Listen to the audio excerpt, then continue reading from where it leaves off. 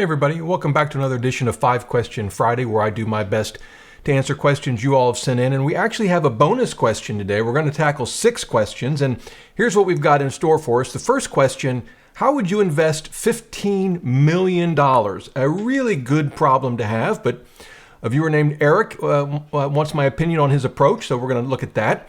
We're also going to look at inflation and how it affects the 4% rule. What did Bill Bengen use for his inflation number, and is it the best number to use? Should we use something else? Great question. Question 3 is going to be related to if you have a portfolio that yields 6%, do you even need the 4% rule? Let's just throw that out and go with the 6% yield. That sounds like a good plan to me, but we'll look at it. Question 4 is about multi-year guaranteed annuities. They're paying more than comparable treasuries, so are they a better bet? Question 5, kind of related, is since high yield savings accounts are still paying a pretty good yield, aren't they just a better deal than bonds or bond ETFs? So we'll take a look at that. And then finally, our bonus question, a viewer wants to know why I chose Bikram Yoga to practice over other types of yoga, and I thought, sure, why not throw that in as a bonus question. So that's what we're going to do today. You can send in questions. The way to do it is to subscribe to my newsletter. You can do that with the link below this video. It's a free newsletter, goes out every Sunday morning, and you can just hit reply to any email you receive from me. I do read them all, and I counted up. I've received over 30,000 emails since starting this YouTube channel, and it's snowballing. So I get thousands a month now. Anyway, believe it or not, I've read them all. Well, I do have some in my inbox. I'm working my way through those, but I've read most of them. And so would love to hear from you. Okay, so let me, I'll read parts of the first email. This is the gentleman, his name is Eric. He has $15 million to invest because of some money that's come his way. And here's his plan. He said, I want to reduce his current portfolio, we'll say is 75% equities, 25% bonds. But he's a little concerned with the market. So he says, I want to reduce to a 60-40 portfolio, 60% equities and 40% fixed income or bonds. And then he says, when the market corrects down back to a reasonable PE, slowly increase my holdings back to my normal range of somewhere between 70-30 or 75-25. So that's his question. Here's my take. A few things. Number one, I would invest $15 million the exact same way I would invest $5 million, the exact same way I would invest $1 million, the exact same way I would invest $100,000. I would invest the same way, and it would be through a series of low-cost index funds from the likes of Vanguard or Fidelity or Schwab or maybe BlackRock, low-cost index funds. I would invest the same way. And I would consider the same things. So as I'm thinking about my equity to fixed income allocation, is it going to be 60-40 or 70-30 or something else? I'm going to be asking the same questions. Number one, how much of this money will I be spending? Now, in Eric's case, it's going to be 2.5% to 3%. That's fairly conservative. We've all heard of the 4% rule, and it's not a guarantee of the future, but it's worked for a very long time. But even at 2.5% to 3%, that's significantly less than the 4% rule. Again, I wouldn't think anything is guaranteed in life. Who knows what the future would hold? But I view that as a very, very conservative amount to spend. Now, we can all do the math and think, boy, that's a lot of money on a $15 million portfolio. But again, it would be the exact same analysis with a $500,000 portfolio. If you're going to be spending between 2.5% and 3%, say at the start of retirement, I would want to understand how old you are, but at that spending rate, even if you're 40 or 50, history tells us you should be fine. Again, future could be different, but just based on what we know today, that's a pretty safe position to be in. In my mind, if someone said, yeah, that's my spend rate, and I want a 60-40 portfolio, I would say, seems reasonable to me. And if another person came by and said, I've got the same portfolio, the same age, the same spending rate, I want a 75-25 portfolio, I would say that seems reasonable to me. Now, the big question that Eric raises is, should he go down to this 60-40 equity to fixed income portfolio? And then as the market corrects down back to a reasonable PE, and when he says down, he means the PE coming down, which of course, I suppose that could happen if prices stayed the same and earnings went up, but that's probably not how it's going to happen. Eventually, we're going to have a market crash. Something will cause the market to go down. And he kind of wants to wait until then and then slowly increase back up to say a 70-30 or 75-25. What are my thoughts on that? My first thought is, as a practical matter, that's very hard to do. I would want to come up with some measure that I was looking for on a PE basis, for example, that would trigger this decision to start moving back into more equities. That turns out to be more problematic than you might think. I suppose it would be easy to do if 100% of your stocks were in an S&P 500 index fund. We could just look at the Shiller PE, the cyclically adjusted PE that looks back at 10 years worth of earnings, adjusts them for inflation, and calculates the PE. That's much higher than it has historically been right now. And so, I suppose we could just look at that and then, I don't know, pick the average over the last 40 years or maybe something slightly higher than that would trigger us to go back in and purchase more equities. I suppose we could do that. But personally, I'm not a fan of an equity portfolio that consists of just the S&P 500. Yes, I know Warren Buffett recommends that. And yes, he's a much smarter, better investor than I'll ever be. I'm just not comfortable doing that. For starters, I have a total U.S. market fund. Not a huge difference to an S&P 500 fund because these are cap-weighted indexes, meaning the larger the company, the more these index funds hold of that company.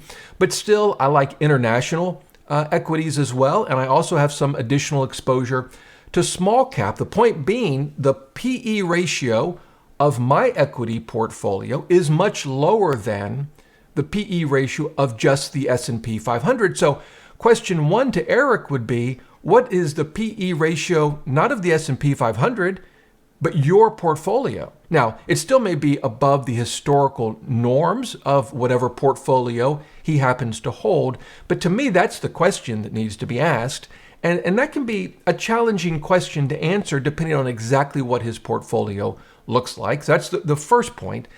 The second thing to keep in mind is, depending on what he decides is going to be his point where he starts to increase his equity exposure, PE ratios could be above that number for a very, very, very long time. So he just has to be comfortable sitting at a 60-40 portfolio for what could be decades, depending on what number he picks that's going to trigger his decision to go back into more equities.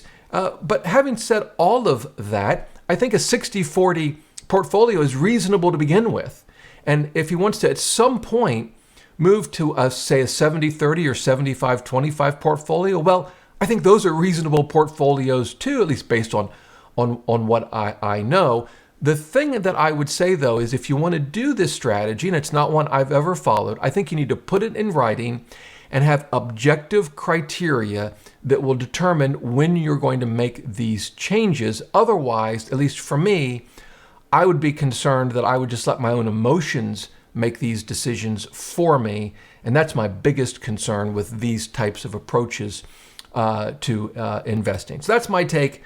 Eric, hopefully that helps you. And again, really good problem to have. All right, the next question comes from a viewer named David. He says, for the 4% withdrawal rate devised by Bill Bengen, and that's Bill Bengen, who's been on the show, he wrote a 1994 paper that gave us what we now call the 4% rule. He says, what measure of inflation did he use, and are there other measures that you think might be more appropriate? So great question, David. So if you read his 1994 paper, he used CPI. He used the main inflation number that the U.S. government, when it's not shut down anyway, gives us every month.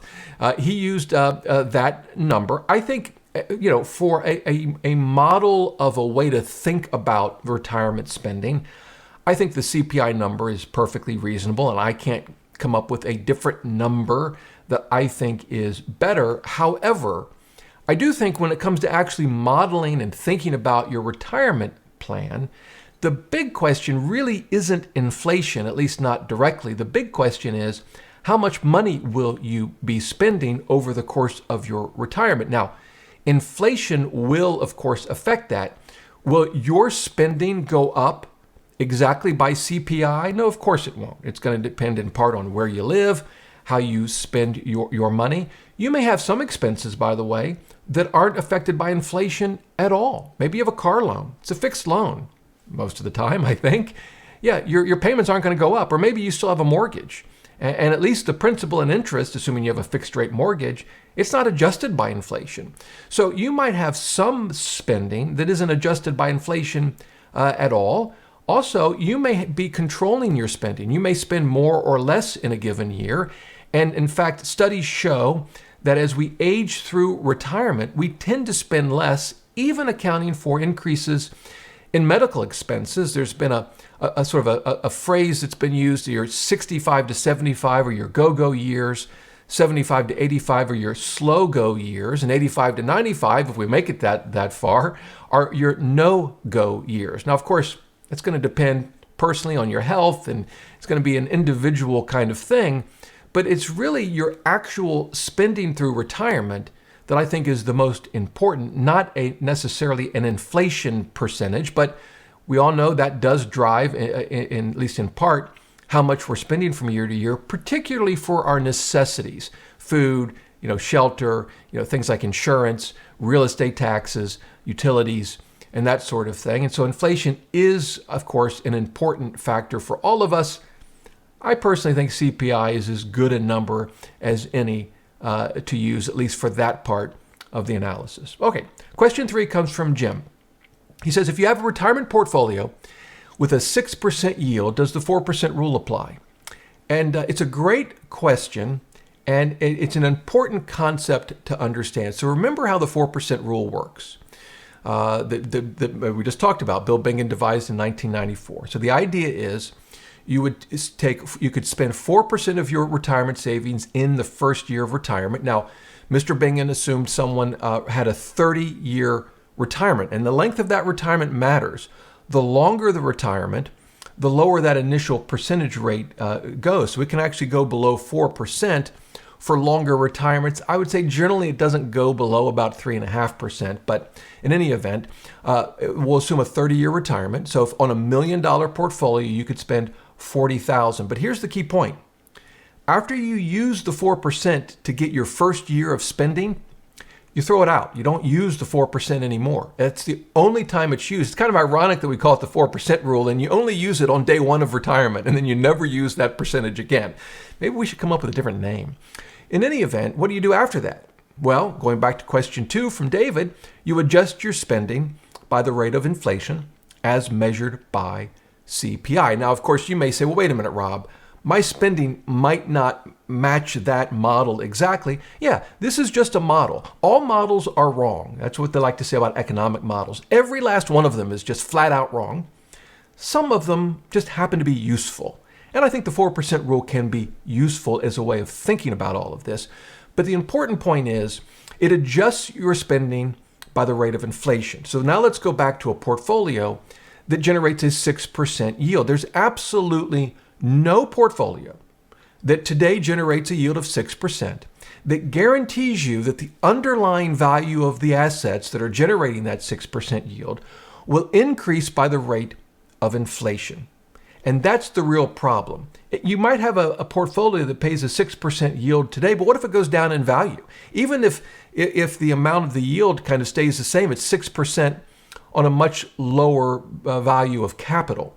That's the problem. A portfolio that generates a 6% yield, there's no guarantee that it's going to increase your actual dollars that get sent to you in the form of interest and dividends are going to go up each year by the rate of inflation. Now, 6% is a lot more than 4%, so at least for a time you might shrug your shoulders and say, yeah, Rob, I don't really care. I'm getting 6% instead of 4%.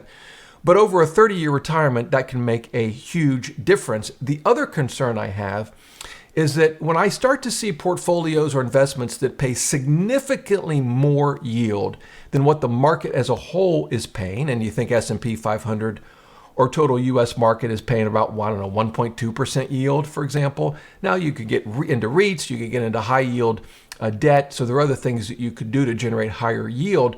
But those sorts of portfolios over the long term, I would argue, generally don't have the same total return that just a straight market portfolio does. They tend to underperform in the long term, and it's really total return that's going to drive the success or failure of a retirement plan, not just the yield. So that's my take, but great question, Jim. All right, question 4 from Trent. He says, I understand multi-year guaranteed annuities of 7 years or longer are paying out more than treasuries. Treasury bonds or notes, I guess I should say. Multi-year guaranteed annuities are apparently at a high right now. Do they currently make sense as a better guarantee for income source than treasuries? Well, let's take a look at them. I just pulled this up from a site. This is Immediate Annuities. I don't know if, I don't know anything about this site, but I pulled up, we're looking at 7-year multi-year guaranteed annuities. We can see the highest yield is 6%. Really good. The lowest, at least on this site, 4.2, a very big difference, and we'll talk about that in a minute. Now, if we compare that to a 7-year Treasury note, here we are, 3.75. So that's a big difference, even compared to the lowest yielding multi-year guaranteed annuity at 7 years, it's higher. So a pretty big difference. So it would seem like this would be a no-brainer. But we have to understand there could be others, but two significant differences between an annuity, in this case a multi-year guaranteed annuity, that kind of acts like a certificate of deposit, and a treasury. So the first is, of course, a treasury note is issued by the U.S. government, backed by the U.S. government, and multi-year guaranteed annuities are backed by insurance companies. So treasuries are definitely safer. Now, depending on where you live, states have what I'll say is something similar to FDIC insurance on a bank that covers insurance companies that sell annuities. That protection does vary from state to state, so you'll want to check that where you live. And depending on how much you want to put in an annuity, the state protections may or may not cover the amount you want to invest. And you'll notice that at the top here, the higher rates come from insurance companies that have ratings that are lower, B++, for example, than the much higher rated insurance companies that pay lower rates. And that's a reflection of the fact that the more secure, in this case, the insurance company, the lower the yield you're going to get. And we could almost pencil down here, right down at the bottom, we could pencil in the U.S. government 7-year Treasury notes and their yield down here because it's safer than these insurance companies. That's the first thing you need to understand. The second thing is that if you buy a 7-year multi-year guaranteed annuity and you want to take your money out early, you're going to pay a pretty significant penalty. So what I did was I followed this more info link and it took me here. Then I followed this click and read the brochure link and it took me here. And I came down to page 4 of 7 to the surrender charges. Here's the 7-year annuity. If you want to cash it in year 1, you lose 9% of your investment. Pretty significant. It goes down 1% a year. In year 7, you'd still lose 3%, and then after year 7, you can take your money out. And so it's not a question of is one better or the other better. They're different, and you have to weigh those differences and decide what's best for you. Are you going to keep your money? Are you absolutely positive you're going to keep your money in that multi-year guaranteed annuity for, in this case, the full 7 years? They sell other durations, by the way, but Trent asked me specifically about 7 years. Are you going to keep it in there? Are you comfortable with the risks that the insurance company might go under? Are you going to put in maybe not more than what your state would guarantee? So those are questions to think about and to answer. And yeah, you make your decision there. So I don't think one's better or worse. I think they're different. So great question, Trent. All right. Our fifth question from John. If the yield from a high yield savings account is paying out 3.8 to 4%, why would it ever be a good investment to buy bonds or bond ETFs with their recent volatility? Seems like a high yield savings account is guaranteed, And that would be the way to go with the cash portion of a portfolio. Okay, once again, great question. Here's how I like to think about it. When you a savings account, we can think of it as a bond. We don't call it a bond. When you deposit money into a high yield savings account at I don't know, Capital One Bank or wherever you bank, you don't think, oh, I'm buying a bond. But you really are, in a way. You're lending money. And that's what a bond is. If you buy a U.S., just talked about U.S. 7-year Treasury notes, you're lending money to the government. If you buy a bond issued by a Microsoft corporation, you're lending money to Microsoft, or you're lending money, in some cases, to a foreign government or to a municipality. When you make a deposit into a bank, you're lending money to that bank. That's exactly what you're doing. And in fact, it shows up on their balance sheet. They say, thank you very much. This is now my money. Now, of course, they have a contractual obligation to return that money to you on demand whenever you want it. And so we can put all of these in a continuum.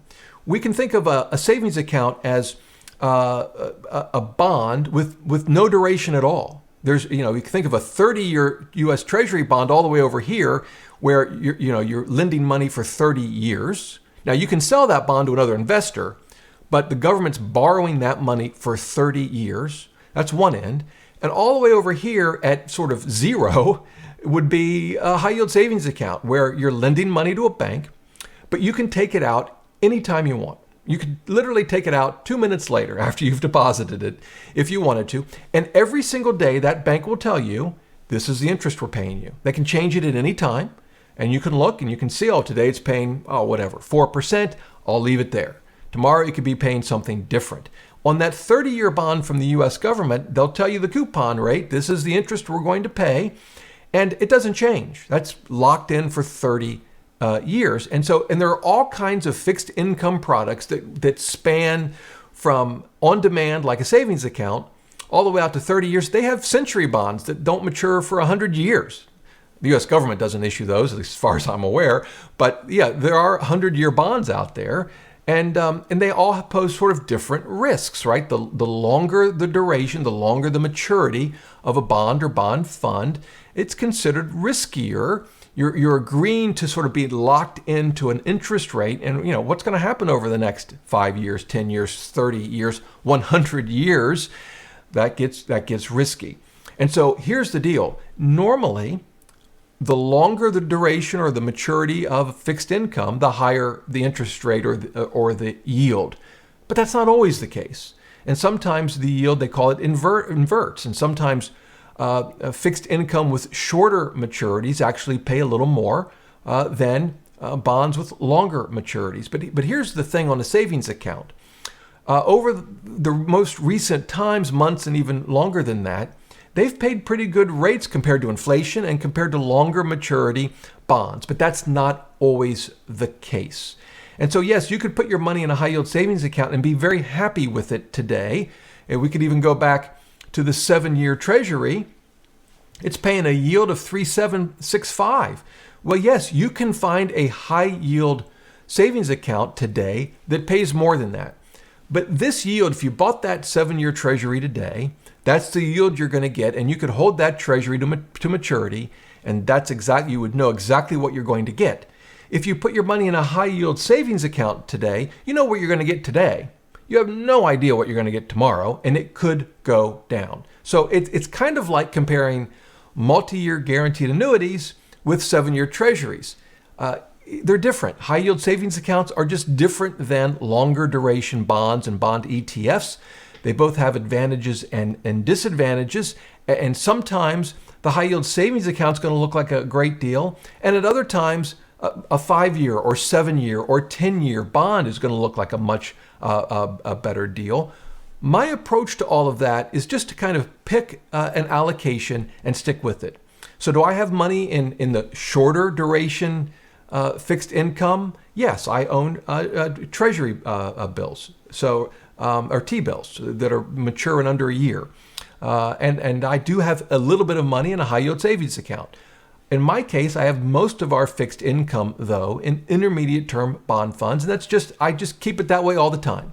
And sometimes I'm really happy with the outcome, and sometimes I'm not as happy. And that's just true with all of the investments that I have.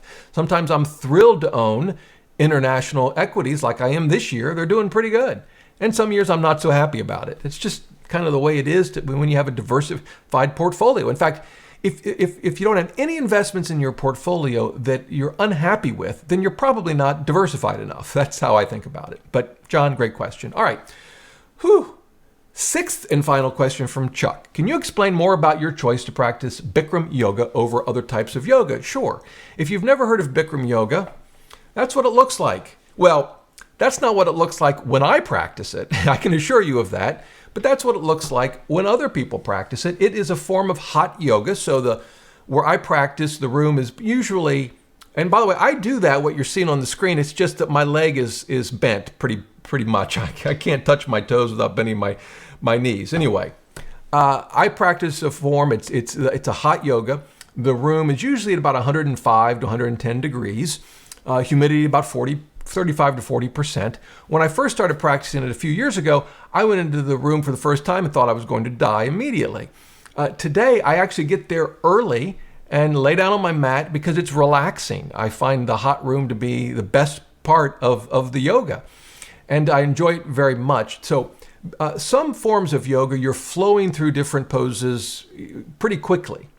With Bikram Yoga, you're not. You're holding the pose for at least 10 seconds, I think is the shortest, but often it's 20 or 30 or 40 seconds, depending on what it is. There's a standing series.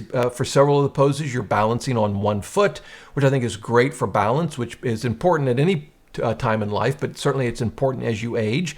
That also builds leg strength, core strength, which is of course important. And then, so that's during the standing, what they call the standing series, the first half, if you will. It's usually 90 minutes, although I often take what they call an express class that's 60 minutes. And then the floor series, you're doing some spine strengthening poses and other things. And I find that it's helped me with my balance, with the strength to some extent, and it has improved my mobility and flexibility. I wouldn't say significantly. And I think it's a lot of things that I do outside of yoga that probably help my mobility and flexibility more than just yoga itself, but it certainly has improved my mobility and flexibility. But at the end of the day, I think the biggest benefit it has for me, it's just meditative. It's that you can't go into a room that's 105 degrees, balance on one leg and worry about, chores you have at home, or you're going to fall over, trust me. So I find that when I go in there, I kind of forget about everything else that's going on in the world for at least an hour or an hour and a half. And it's just very relaxing. And so I've enjoyed it a lot. I've been practicing it for a couple of years. And, if it's something that interests you, I highly recommend that you give it a try. So there you go. That's my take. That's why I practice Bikram Yoga, for better or worse. And like I said, I don't look like anything like the pictures that I showed you a minute ago. Trust me, I look like a 2x4 trying to practice yoga. That's what I look like. All right. Well, hopefully you found my answer to some of these questions helpful, useful, maybe. But if you have any questions, leave them in the comments below. I'll be happy to help you out any way I can. And until next time, remember, the best thing money can buy is financial freedom.